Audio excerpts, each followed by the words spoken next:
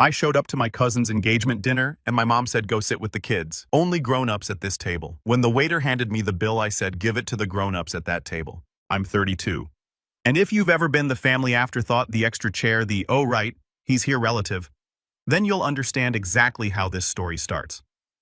My family has always had a strange talent, the uncanny ability to make me feel like I never quite belonged. I wasn't the golden child, not the troublemaker, not the baby.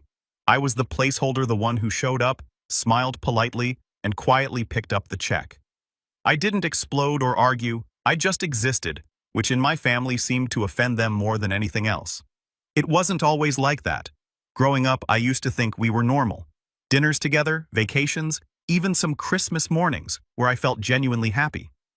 But somewhere along the way, maybe after my dad left, or maybe after my older brother started making six figures, and my mom decided he could do no wrong, I stopped being part of the picture and started becoming background noise. I moved out at 19, put myself through school, and worked quietly up the ranks at a mid-sized logistics firm. Now I make good money, but you'd never know it from the way they treat me. If anything, the better I did, the colder they became. As if success was something I wasn't allowed to have, or worse, something they were entitled to benefit from without acknowledging the effort I put in. The latest insult came wrapped in white linen napkins and a $3,600 bill. My cousin Melanie, my aunt's youngest daughter, was having an engagement dinner. Not the wedding, mind you, just an engagement dinner, because apparently, proposing with a ring, you could probably see from space, wasn't enough of a spectacle.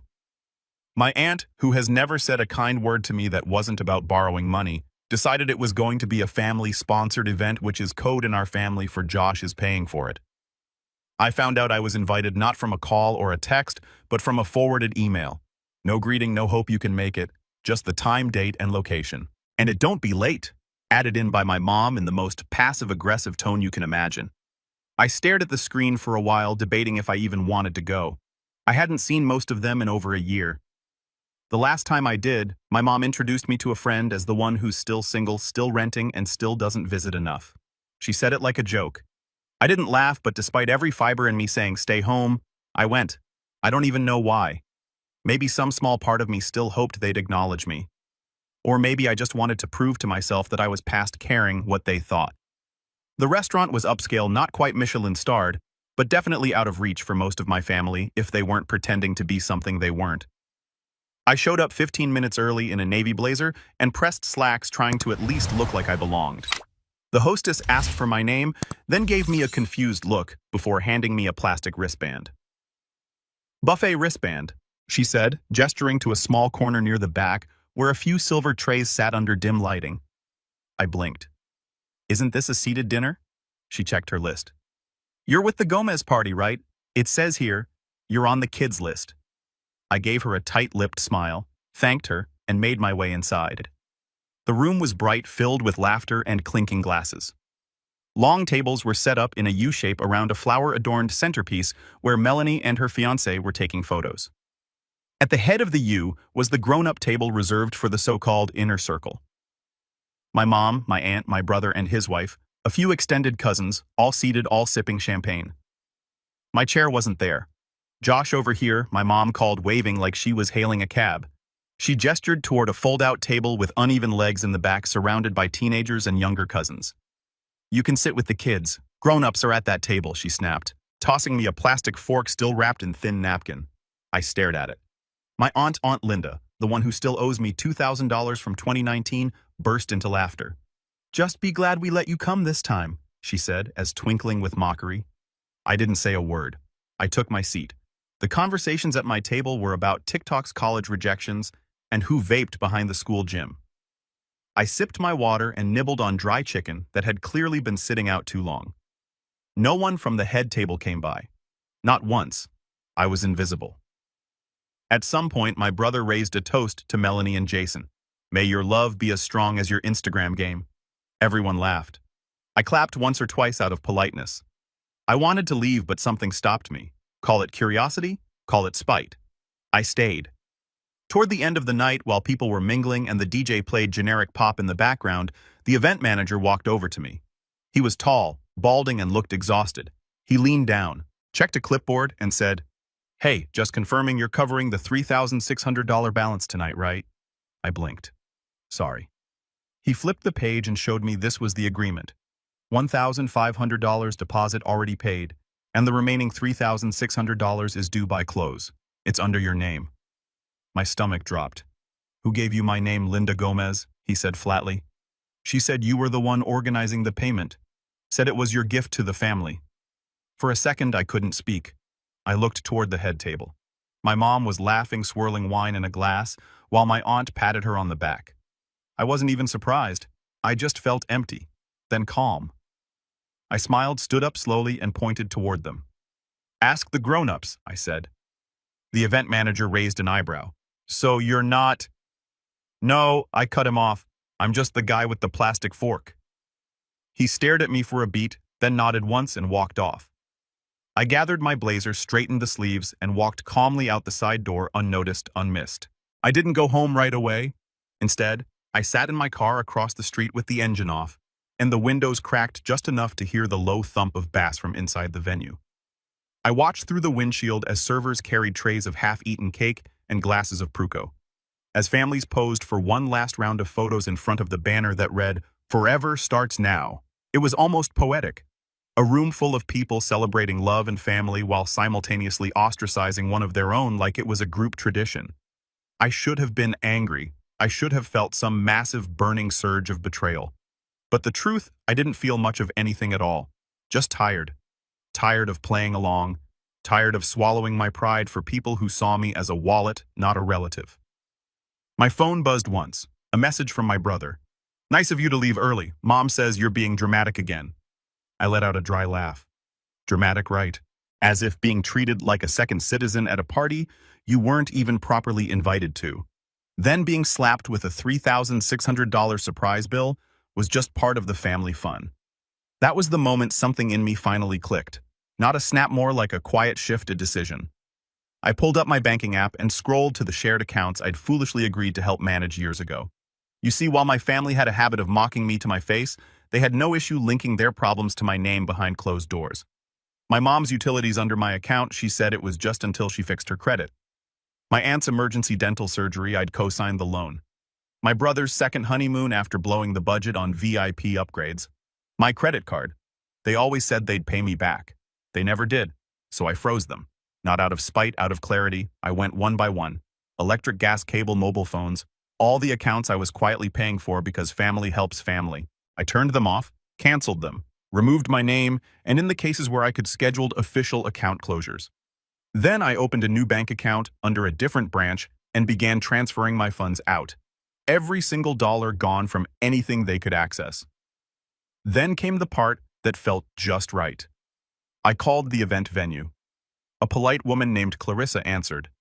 I told her I'd been listed as the payer for a dinner I never agreed to host. I asked if there was a signed document under my name.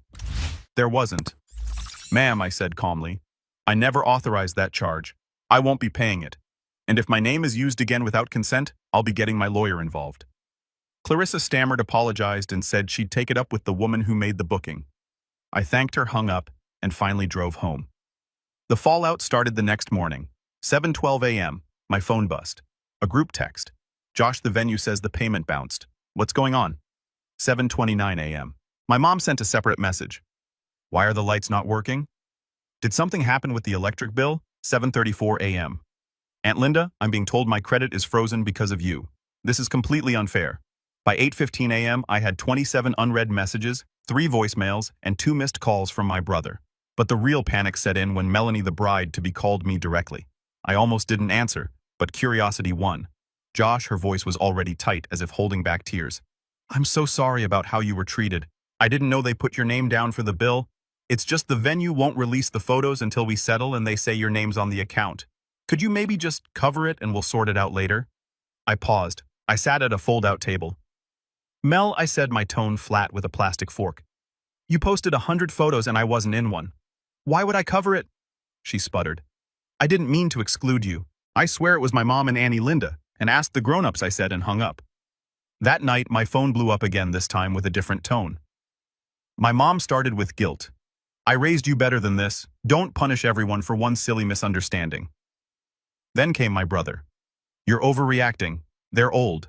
They joke around. Don't ruin the family over this. But then Aunt Linda escalated. If you don't fix this, I'm telling people you committed fraud on my accounts. That was the final straw. I screenshotted every email and document showing her consent. Every form she signed when I co-signed that loan. Then I sent them all to her, to my mom, and for good measure to my lawyer, who I said with a polite note. Hi, Mark. Just making sure you're aware of the threats being made toward me in relation to shared financial accounts. Silence for 2 days, not a single word. Then the apology texts trickled in. Weak once, conditional once. Sorry if you felt excluded. We didn't mean to make you uncomfortable. Let's just talk this out. But the best message, the one that truly made me sit back and smile, came from Clarissa, the event manager. She forwarded an email from my aunt frantically asking to put the remaining $3,600 on her own card. It bounced 3 times. According to Clarissa's note, the balance is still outstanding. We've begun adding late fees. I leaned back in my chair sipping coffee and felt a strange peace I hadn't known in years. I wasn't the wallet anymore. I wasn't the placeholder. I was just done. And then just when I thought it was over, just when I was getting used to the sound of silence, a knock came at my door. It was my mom, red-faced eyes puffy, holding an envelope. And that is where things really started to unravel. I stared at the door for a long moment before opening it.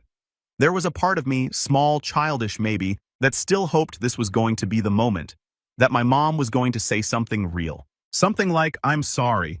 We treated you horribly. We took you for granted. We were wrong. But the moment I opened the door and saw her face, I knew better. She wasn't here for reconciliation. She was here for damage control. Josh, she said, giving me a tight smile that didn't reach her eyes. Can we talk? She held up the envelope like it was some kind of peace offering. I didn't say anything, just stepped aside, letting her walk in. She moved like someone who owned the place, like this was still her territory, even though she hadn't visited once since I bought it 3 years ago. She sat on the edge of the couch like she was perched on a throne that didn't fit her anymore. She handed me the envelope. I opened it expecting a handwritten note or a check. It was a printout of the venue invoice, unpaid $3,600 plus a $400 late fee. I looked at her. She cleared her throat, clasped her hands like she was praying, and gave me this carefully rehearsed sigh. I know things got tense. But this has gone too far, she began. We're family, Josh, and families don't punish each other like this. I said nothing. She continued. Your aunt's credit is frozen. Your brother can't use his business card, and Melanie's crying every night because her photos are being held hostage. And for what? Because someone made a seating chart error. I raised an eyebrow. A seating chart error? She waved her hand like that detail was beneath her. Look, we all say things in the moment. Your aunt made a joke. You took it too personally. Fine, but dragging this out, canceling accounts, calling lawyers, that's not the mature way to handle things. I leaned against the wall, arms crossed. You tossed me a plastic fork and told me to sit with the kids. You made me pay for your gas bill last month without asking. And then you put my name down for a bill you never told me about? That's not a joke. That's using someone. She blinked. It's not like you can't afford it. There it was. That sentence. That thing they always fall back on. The justification. He has money. He doesn't have a wife or kids. He's fine. So let's take more. You didn't even ask, I said quietly. You just assumed I'd cover it like always. She sighed again, standing now trying to shift the dynamic. I know we haven't always made you feel included, but you make it hard, Josh. You isolate yourself. You don't come to things. You never open up. Maybe if you tried harder, we wouldn't have these issues. Tried harder. I wanted to laugh. I wanted to scream. I'd spent years trying, showing up to events I wasn't welcome at, sending birthday gifts that got no thank yous, paying bills that no one remembered, and here she was turning it back on me like I hadn't done enough. Instead, I just looked her in the eye and asked if I had said no to the bill before the dinner. Would you have uninvited me? She didn't answer. Her silence was all I needed. She tried to pivot. Look, I don't have the money to pay this. And neither does your aunt. The venue's threatening legal action. You want Melanie to start her marriage in debt? I tilted my head. So you do want me to pay it? No, she said too quickly. I'm asking you to help to do the right thing. I stepped forward, took the invoice, and slowly ripped it in half, not out of anger. Deliberately, slowly, a controlled break. Her mouth fell open. Josh, I'm not your wallet, I said, my voice low but steady.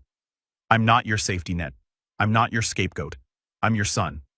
But I don't think you've seen me that way in years. She scoffed. So what? You're cutting us all off. Over a party, I shook my head. Not over a party. Over a pattern when I'm finally done participating in.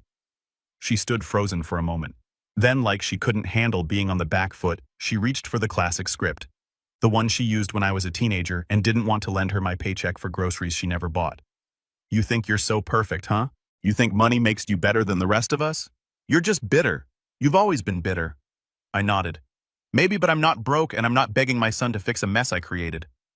That one landed. She stepped back like she'd been slapped, blinking too fast. Get out, Mom. She opened her mouth again, probably to say something sharp, something designed to cut, but saw the look in my eyes and stopped. She left without another word. That was 3 days ago. Since then, the silence has been deafening. No group chats, no late-night passive-aggressive messages, just stillness. I haven't heard from my brother or my aunt or Melanie. I imagine they're scrambling to figure out how to pay the bill. Or maybe they're too embarrassed. Maybe they're finally starting to understand that I'm not their backup plan. But last night, I got a new text from an unknown number. Josh, it's Jason Mulaney's fiancé. I think we need to talk. I didn't know half the stuff they did to you. Please meet me. That threw me.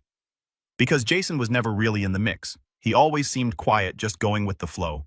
If he's reaching out to me, something's changed, something big. And if I know anything about my family, they're not going down without a scene. I debated for a long time whether or not to respond to Jason's message.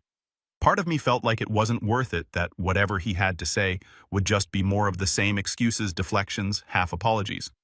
But another part of me, the one that remembered all the years I sat through birthdays alone at the kiddie table and paid bills behind the scenes, like a ghost accountant, wanted to hear it. Maybe not for closure, but for confirmation. I needed to see with my own eyes whether there was anyone left in that tangled mess of a family tree who still had a shred of decency. So I told him to meet me at a local coffee shop, neutral ground, public, no drama. Or so I hoped. He showed up exactly on time, dressed in a clean button-down and jeans.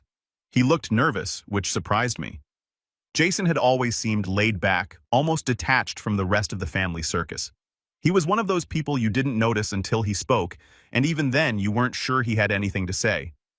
But as soon as he sat down, I could tell something was different. His shoulders were tense. His hands clenched the coffee cup like it was anchoring him. Thanks for meeting me, he said quietly. I nodded, waiting. He looked around like he wanted to be absolutely sure no one else could hear, then leaned in slightly. I just need to say something. I didn't know. Like I truly didn't know what they were doing to you until recently. I said nothing, letting him keep going. When Melanie first told me about the engagement party, I thought your name was on the invoice because you offered. She told me you were covering it as a surprise gift. That's what your mom and Linda said too. I didn't question it. He shook his head. But after the party, when everything blew up and I saw how upset Melanie was, I started looking through the emails. I saw the invoice changes, the name edits. The part where your aunt forwarded your contact info to the venue without your permission. My expression didn't change, but something in my chest tightened. I already suspected it, but hearing it confirmed that they deliberately changed the invoice to put it under my name still made me feel like I'd been punched in the gut. Jason looked genuinely ashamed. I confronted Melanie. She broke down crying, said she didn't want to ask you to pay, but her mom told her you wouldn't mind that you had money and this was your way of being included. Melanie tried to believe it, but when she saw you sitting in the back, she knew. She still didn't do anything, I said flatly. I know, he whispered. She regrets it. But the worst part, after you walked out, they all started laughing. Like it was some prank you didn't take well. Your mom said you always made things about you. Your aunt called you Mr. Credit Score. I felt my jaw clench. Jason noticed. That's when I realized, I don't want to marry into this. That caught me off guard. What do you mean I called off the engagement yesterday? He said, eyes down. Melanie's devastated. But I told her if she couldn't see what was wrong until it exploded. And if she was okay with treating people like that, then we had bigger problems than a party. I leaned back in my chair, absorbing it. I didn't expect him to go that far. She said she was raised to think money meant love, he said bitterly, that whoever paid cared, and if you didn't pay, you didn't care enough, and I told her that's the most backwards thing I've ever heard. He paused. I'm not here to ask you for anything, Josh. I just wanted to say I'm sorry and that I saw it, all of it. You're not crazy. You weren't being dramatic. You were being used. I exhaled slowly. For the first time in a while, I felt something loosen in my chest, like I'd been carrying around this invisible weight, and someone finally acknowledged it existed. Thank you, I said simply. We didn't talk much after that. He left quietly, and I never saw him again. But word travels fast in our family, especially when someone does something scandalous like canceling a wedding that's already been posted about on social media for 6 months. The text came back in waves. My mom, are you happy now? You ruined Melanie's life. You embarrassed us. My brother, you seriously need help. No wonder you're alone. At Linda, you'll regret this. One day you'll need family and we won't be there. To each of them, I replied the same thing. Good. I blocked them all after that. I didn't feel guilty. I didn't feel conflicted. I just felt done. Like a door had closed, and I didn't have to keep knocking, hoping someone on the other side would finally let me in. In the weeks that followed, I went through every remaining tie. I sold the car I'd co-signed with my brother. I closed the emergency credit line my mom had access to. I even canceled the joint Spotify account they were all piggybacking on because honestly, if you're going to cut someone out of your life, cut all the strings. And something amazing happened. My life got quiet. No more guilt-tripping phone calls. No more vague invitations that came with unspoken price tags. Just peace. Real peace. I spent more time with friends. Real friends, the kind who asked how you were without needing something. I picked up an old hobby again, photography. Started hiking on weekends. Learned to cook something other than pasta and eggs. I even began volunteering once a week at a local shelter, helping with logistics and donation drives. It felt good to do things for people who appreciated it, not expected it. And then one Sunday morning, I got a letter in the mail. No return address, but the handwriting was familiar. It was from my grandma, the only one in the family who had always treated me with dignity, who lived in a small town 2 hours away, and hadn't made it to the party due to health reasons.